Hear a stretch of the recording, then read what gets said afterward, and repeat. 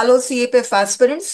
आज से हम एक्सपेक्टेड क्वेश्चंस की सीरीज शुरू कर रहे हैं।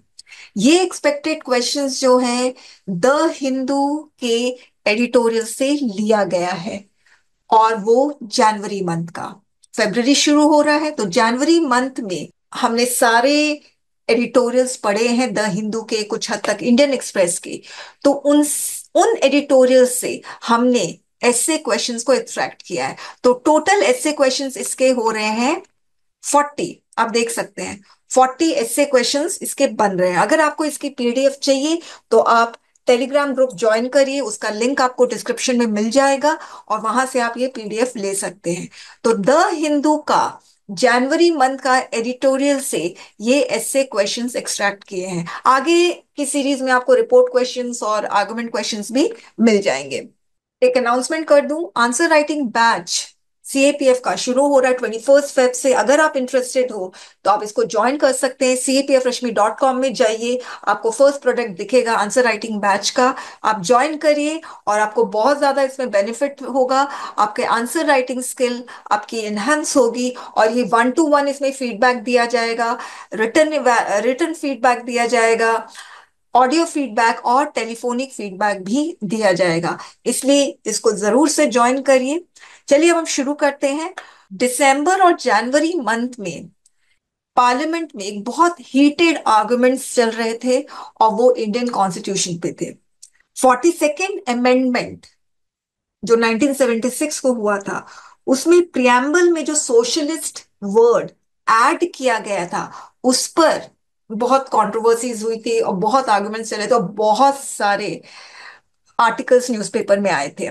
सीएपीएफ एग्जाम में कभी भी डायरेक्टली इंडियन कॉन्स्टिट्यूशन पे या इस मुद्दे पर कभी भी क्वेश्चन नहीं पूछा जाएगा, इनडायरेक्ट क्वेश्चन पूछा जाता है।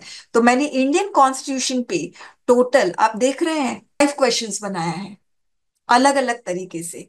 तो ये अलग अलग क्वेश्चन बनाया है तो इसका मतलब है हर एक क्वेश्चन का कंटेंट अलग होगा। हर एक क्वेश्चन में आपको इंडियन कॉन्स्टिट्यूशन दिख रहा है स्टूडेंट्स, मगर आपको कंटेंट अलग देना पड़ेगा क्योंकि यहाँ पे ब्रॉडर जो की कंपोनेंट है वो है इंडियन कॉन्स्टिट्यूशन। मगर अगर आप फर्स्ट क्वेश्चन में देखोगे तो इंडियन कॉन्स्टिट्यूशन को रिजिडिटी और फ्लेक्सिबिलिटी से कनेक्ट किया गया है। सेकेंड क्वेश्चन में इंडियन कॉन्स्टिट्यूशन को सोशल जस्टिस से कनेक्ट किया गया है। थर्ड क्वेश्चन में इंडियन कॉन्स्टिट्यूशन का कंट्रीब्यूशन स्टेबिलिटी से। फोर्थ क्वेश्चन में कॉन्स्टिट्यूशन वाइब्रेंट और इवॉल्विंग नेशन के एस्पिरेशन को रिफ्लेक्ट करता है कि नहीं। इसका मतलब है कॉन्स्टिट्यूशन और नेशन को आपको कनेक्ट करना है, क्या नेशन इवॉल्व कर रहा है कॉन्स्टिट्यूशन की वजह से।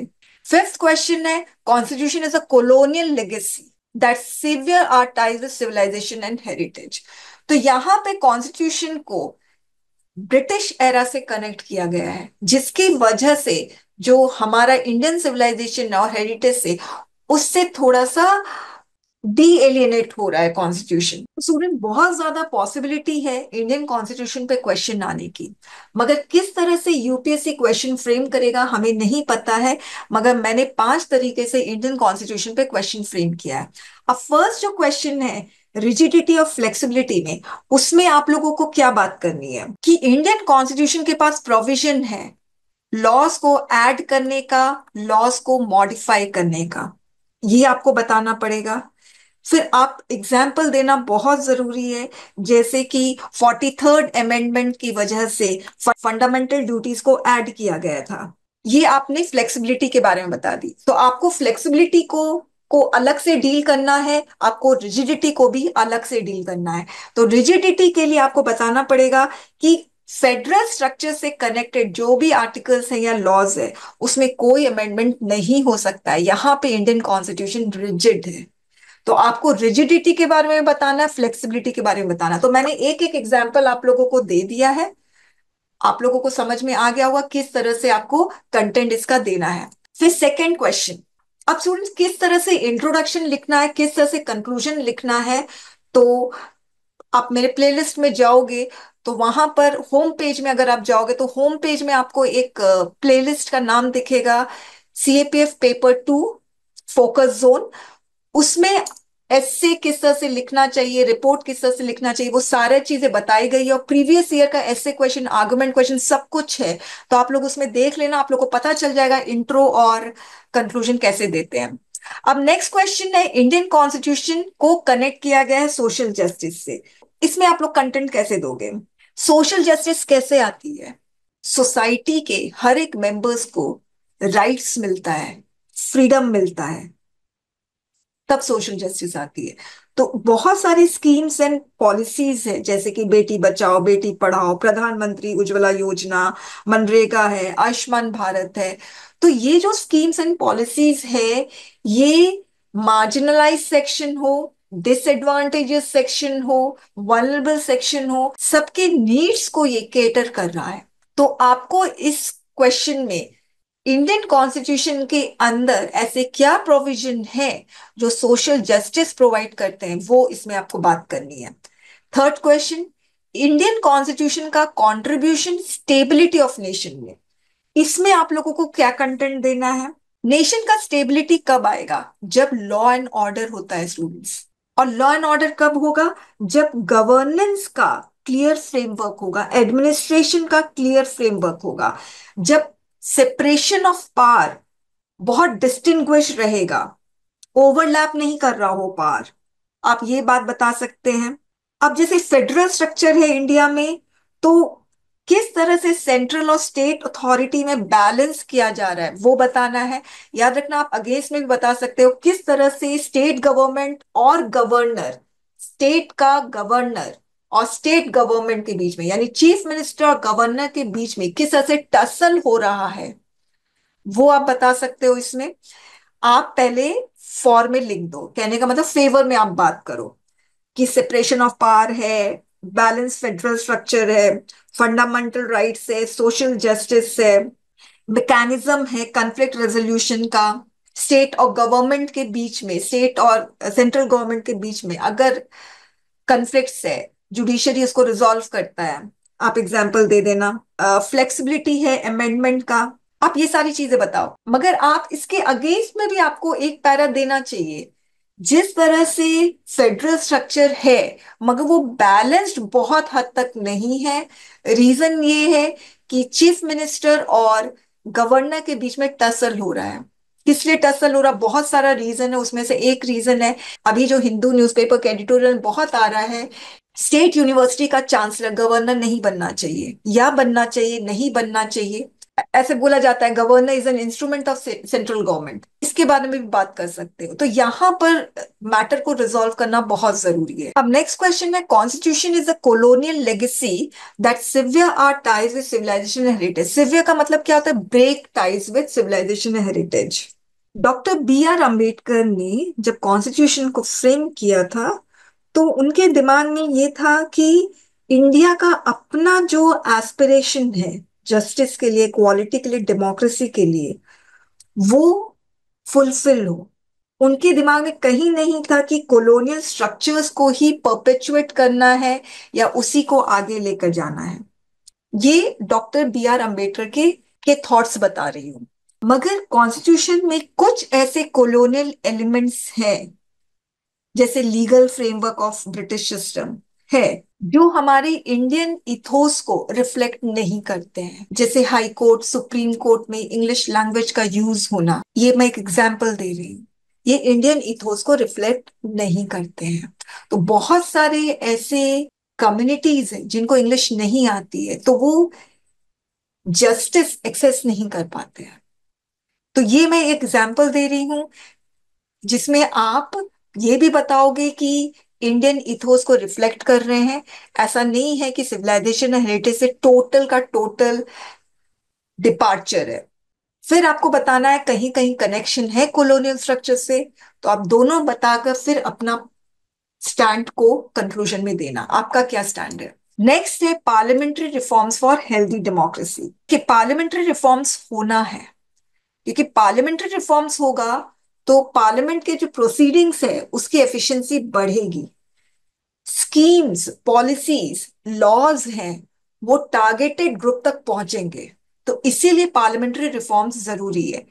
तो सबसे पहले वाई, हेल्दी डेमोक्रेसी के लिए आपको पार्लियामेंट्री रिफॉर्म्स को हेल्दी डेमोक्रेसी यानी डेमोक्रेसी से कनेक्ट करना है। डेमोक्रेसी किसके लिए होता है? लोगों के लिए होता है, सिटीजन्स के लिए होता है, जहां पे सबको इक्वल राइट्स मिलते हैं।